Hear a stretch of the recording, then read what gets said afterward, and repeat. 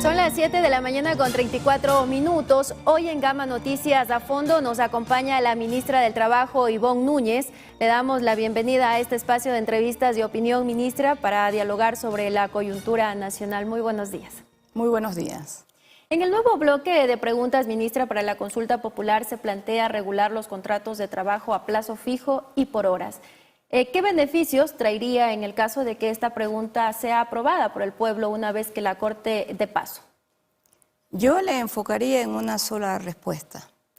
Reactivación del sector productivo de la mano con la incorporación de los jóvenes y de todos los sectores de la población económicamente activa que están en el desempleo y en el subempleo.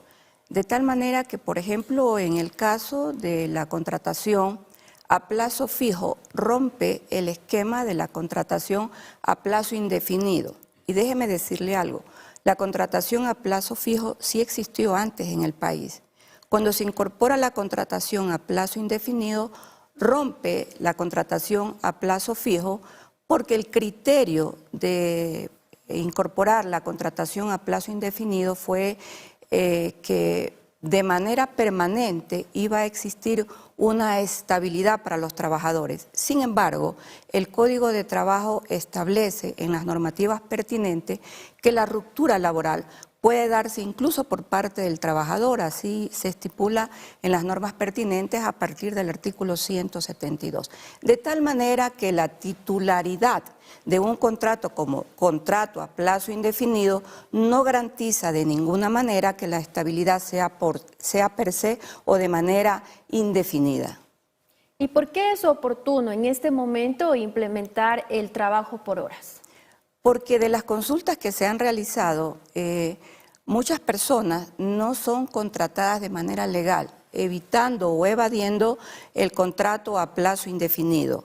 Creo y estoy muy segura, y estas han sido muchas de las consultas que se han realizado, incluso con el sector empresarial, que va a existir una reactivación en la economía y también en la contratación en el momento en que se incorpora la contratación a plazo fijo.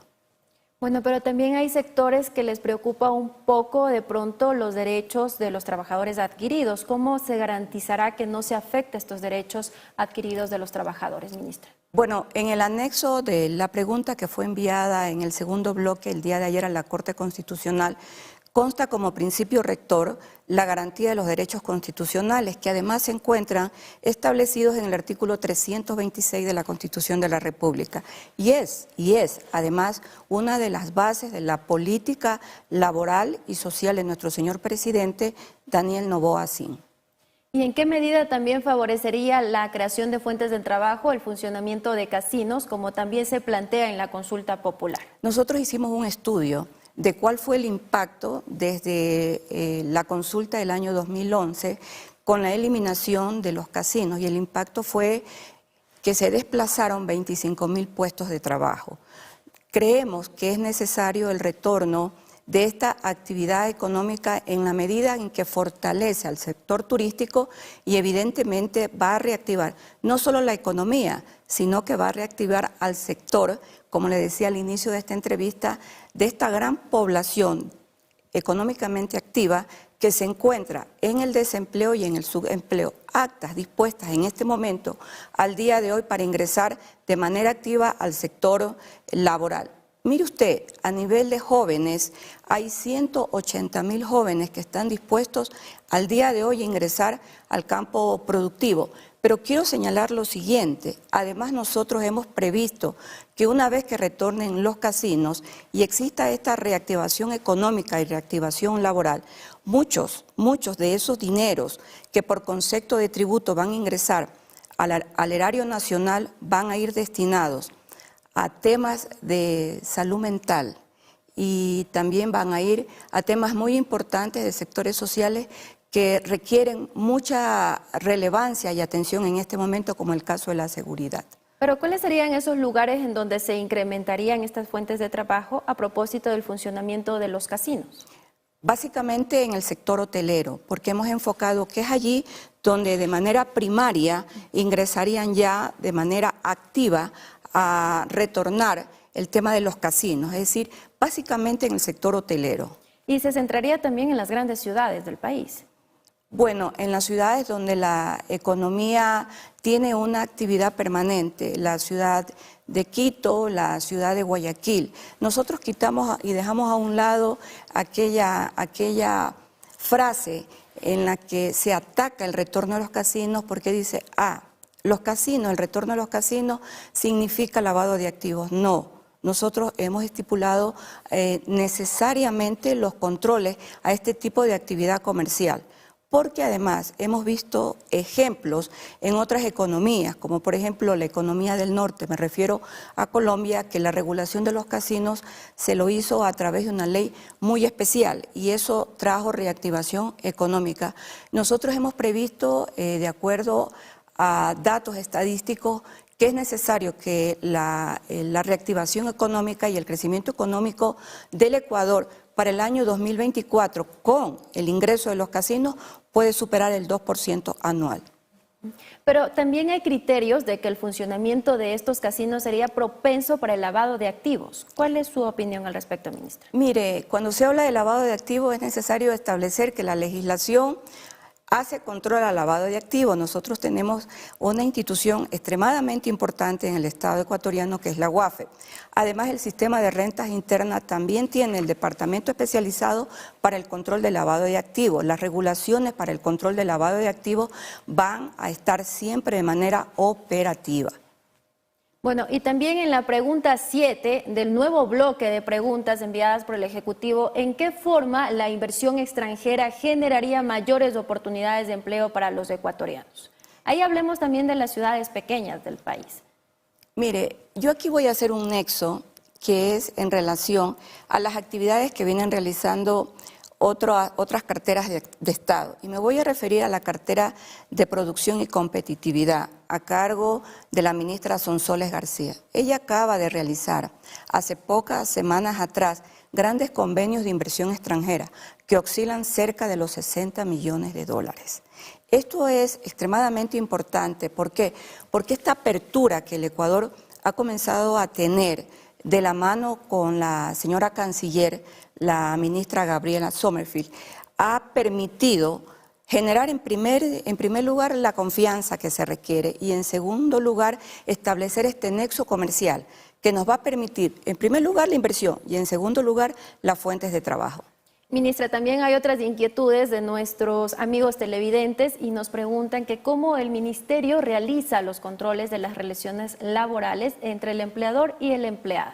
A través de las inspecciones pertinentes. Ahora estamos en un proceso de inspección en la Amazonía, porque se tienen que cumplir en la Amazonía, en todas las provincias, las cuotas laborales para las personas que son nativas y que residen en estas provincias. Entonces nosotros realizamos los controles pertinentes a través de las respectivas inspectorías de trabajo. ¿Y cómo se controla, por ejemplo, que se reconozcan las horas extras de trabajo y especialmente los días de descanso obligatorio, como sábado y domingo? Claro, nosotros hacemos las inspecciones y cuando se vulneran las normas que establece el Código de Trabajo, con las inspecciones realizadas se imponen las respectivas multas económicas. ¿Cuáles son esas multas económicas? Llegan a los $8.000 y las multas van directo al erario nacional, al Banco Central. Las multas son pagadas, le comento.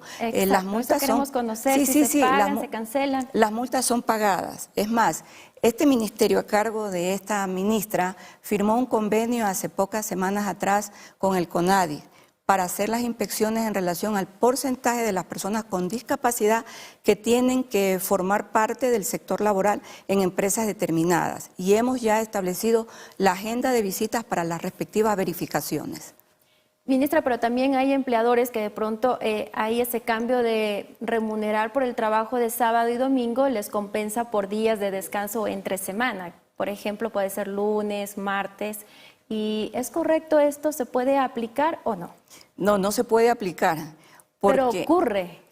Cuando nosotros conocemos, nosotros acudimos a través de las inspecciones laborales y yo le pido a la ciudadanía que si conoce de este tipo de hechos, sean denunciados en el Ministerio de Trabajo. ¿Cuáles son los canales de denuncia? ¿Acercarse al ministerio? Claro, y denuncian ante los inspectores de trabajo que siempre están con atención oportuna, diaria, permanente a toda la ciudadanía. Ya para finalizar, ministra, también, ¿cómo avanza el proceso de actualización del sistema informático? También que teníamos ahí un comunicado por parte del ministerio. Déjeme decirle que me gusta su pregunta. ¿Sabe por qué me gusta su pregunta?